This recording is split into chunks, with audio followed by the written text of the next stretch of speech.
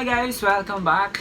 It's me, Larnie again, and you're so watching on my channel! So ayun nga guys, panibagong araw at panibagong reaction video na naman ang ating gagawin. And for today's video guys, bibigyan natin ng reaction ang ginawang performance ni Zephanie Di Moranan kagabi sa pagpapatuloy pa rin ng the live rounds ng Idol Philippines. So balit, napili na nga yung top 6 guys na kinabibilangan ni Zephanie, ni Lucas, ni Dan, ni Miguel, ni El at saka ni Lance. At mamayang gabi din malalaman natin kung sino nga ang mapapabilang sa top 5. So, I think ready na tayo. Bibigyan na natin ng panoorin ang naging performance ni Zephanie kagabi na kumanta ng Huwag Ka Nang Umiyak ni Gary Valenciano. So ito guys, panoorin na natin. So, medyo excited ako kasi parang feeling ko is bagay na bagay sa kanya ulit yung kanta. Oras na para sa huling performance ngayong gabi. Ito na guys. Siya man ay pinakabata sa kompetisyon, nananatiling malakas ang loob ng young diva ng Laguna dahil sa paggabay ng kanyang mga magulang. Pakinggan natin ang kwento ni Zephanie Di Moranan.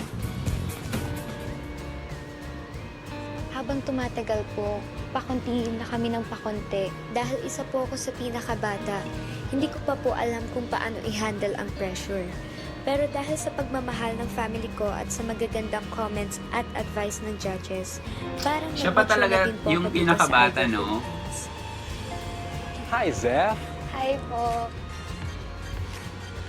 Yung pinili niyang kanta, yung Huwag Ka Nang Umiyak, I think talagang eksakto talaga. Bakit ito ang pinili? Nararanasan ko po na matalo. Siyempre po, umiiyak po ako para magiging strong po ako ngayon kahit anong mangyari.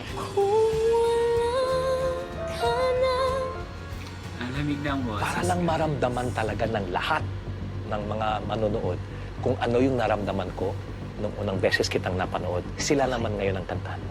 Dahil po dun sa sinabi niya, na-realize ko na nung mga unang week po, yun po yung pagkukulang ko. Ginawa ko po yung kinakausap ko yung camera. Tapos titingin din po ko sa kanya na parang siya naman din yung kinakausap. I believe na malayong mararating ang batang to. Ang maasahan niyo po sa performance ko, simple lang po pero punong-puno ng emosyon. So ayun na guys, nag-i-start na.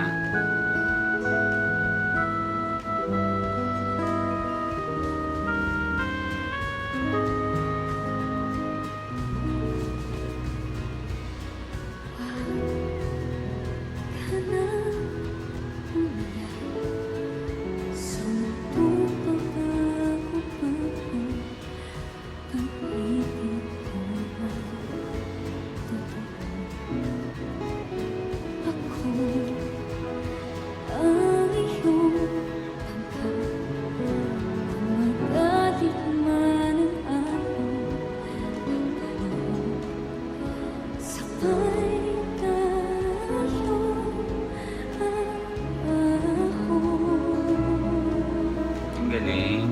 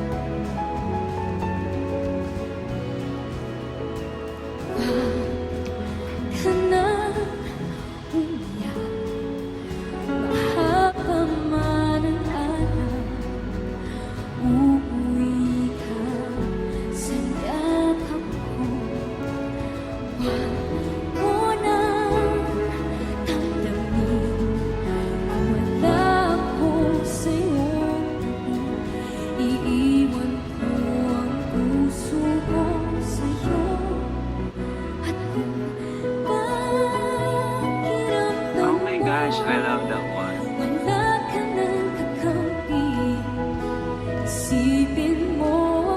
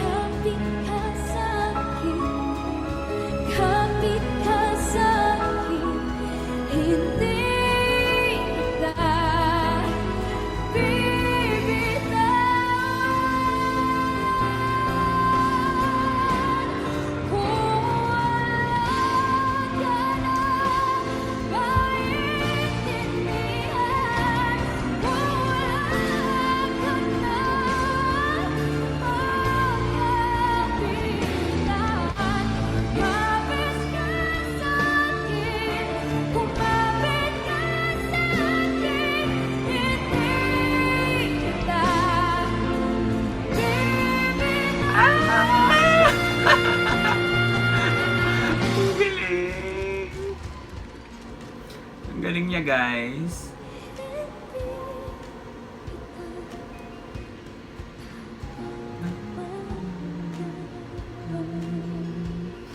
Wow, ang galing! Bravo, Jeff! Bravo! Ang galing! So, ayun nga, guys. Napatayo na naman itong dalawang judges na sina Vice Ganda at saka si Moira De La Torre. So, napaka-emotional nung kanta. Talagang mafe-feel mo talaga na galing dito yung kanta.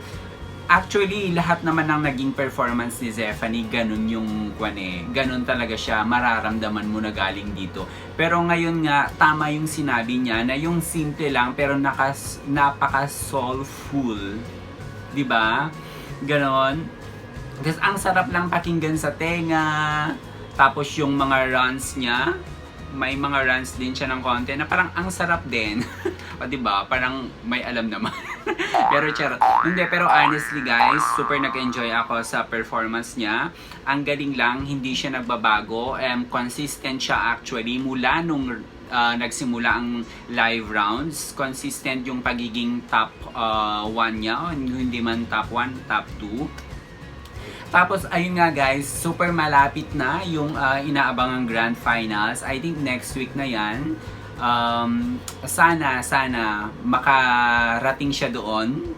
At sana maabot niya yung, alam mo yun, kasi deserve niya guys, kasi sa lahat ng pinagdaanan din niya ng mga contestant, ng mga competitions, from The Voice, from Tutawag ng Tanghalan, bata pa lang siya noon, talagang deserving siya guys na manalo. So ayun nga guys, kung nagustuhan nyo po tong video na to, please bigyan nyo po ng like, bigyan nyo po ng comment, at please share na din, at please do not forget to subscribe on my channel. And see you next time again guys. Bye bye everyone!